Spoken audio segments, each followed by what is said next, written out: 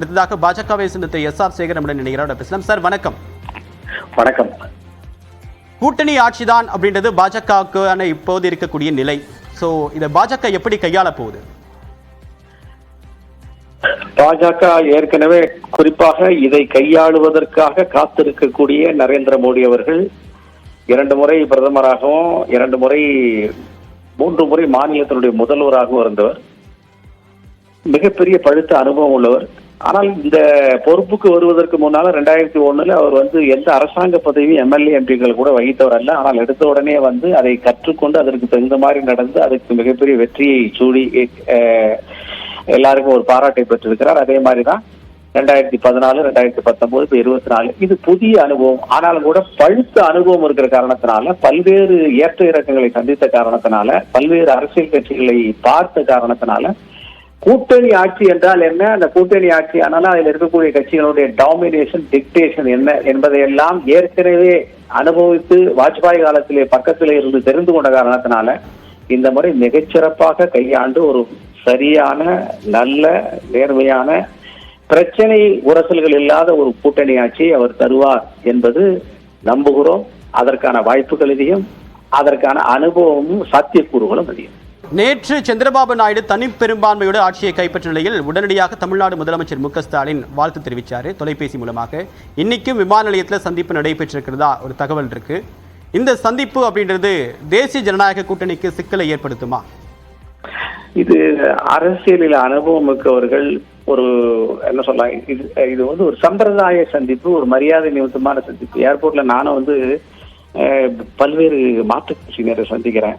அதன் மூலமாக கொள்கை ரீதியாக, சிந்தாந்த ரீதியாக எதிராக இருக்கிறவர்களை சந்திப்பதனால வேற ரகசியம் பேசுகிறோம் என்ற அர்த்தம் இல்லை. 2 பேரும் பழுத்த அரசியல்வாதிகள். ஏற்கனவே பல முறை பல காரணங்களுக்காக சந்தித்திருக்கிறார்கள். அப்படி இருக்கிறது. இப்போது புதிதாக அவரும் வெற்றி பெற்றிருக்கிறார், இவரும் மிகப்பெரிய இமாலய வெற்றியை தமிழ்நாட்டிலே உருவாக்கி இருக்கிறார். ஒருத்தருக்கு ஒருத்தர் வாழ்த்து தெரிவித்துக் கொள்வது, பரஸ்பரம் அன்பை பரிமாறிக்கொள்வது என்பது சாதாரண மனித இயல்பு. இதற்கு பின்னாலே அரசியலை பற்றி இதுல அரசியல் இல்லைன்னு சொல்லியிருக்கீங்க.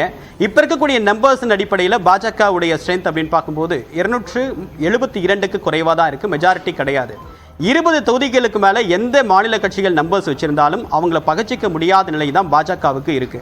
அப்படி இருக்கும்போது கடந்த காலத்துல திமுகவுடைய இருந்த அதே விரோத போக்க பாஜக இனி வரக்கூடிய நாட்களில் கையாளுமா?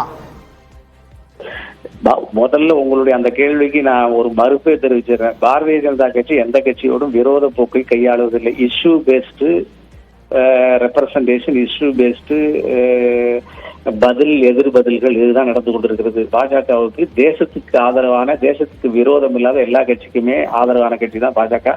அந்த வகையில கொள்கை சித்தாந்த ரீதியாக திமுகவோடு நாங்கள் எதிரணியில் இருந்தால் கூட சாதாரண மரபு பிரகாரம் எல்லா விதமான அரசியல் நாகரிகங்களையும் கடைபிடிப்பவர்கள் ஒன்று. இரண்டாவதாக, இப்போது இருக்கக்கூடிய தேசிய ஜனநாயக கூட்டணி என்டிஏ 291 இடங்களை பெற்று 272 20 இடங்களுக்கு மேல அதிகமாக பெற்று ஒரு அப்சல்யூட் மெஜாரிட்டி கூட்டணியில வலுவாக சந்தோஷமாக இருக்கிறது. இதுல அது ஆகுமோ இது ஆகுமோ என்று மறந்துக்குள்ளே கற்பனை செய்து கொண்டு வேறு கட்சிகளை தேட வேண்டிய அவசியம் இல்லை. நான் ஏற்கனவே என்னுடைய முதல் ஆரம்பத்தில் சொன்னேன், கூட்டணினா இப்படித்தான், கூட்டணி என்பது டிக்டேஷன் என்பது வலுவானவர்களுடைய ராஜ்யம் என்பதுதான் பழைய கூட்டணியினுடைய ஃபார்முலாவாக இருந்திருக்கிறது. பழைய காலத்துல அதை உடைத்து மாற்றி புதிய கூட்டணி வரலாற்றையும் அதற்கான நார்ம்ஸ் அண்ட் கண்டிஷன்ஸை இந்த கூட்டணியிலே அனுபவமிக்க மோடி அவர்கள் உருவாக்குவார்கள். ஆகவே உங்களை மாதிரி நீங்கள் நல்ல பத்திரிகையாக இருந்தாலும் பத்திரிகையாளர்கள் என்கிற முறையிலையும்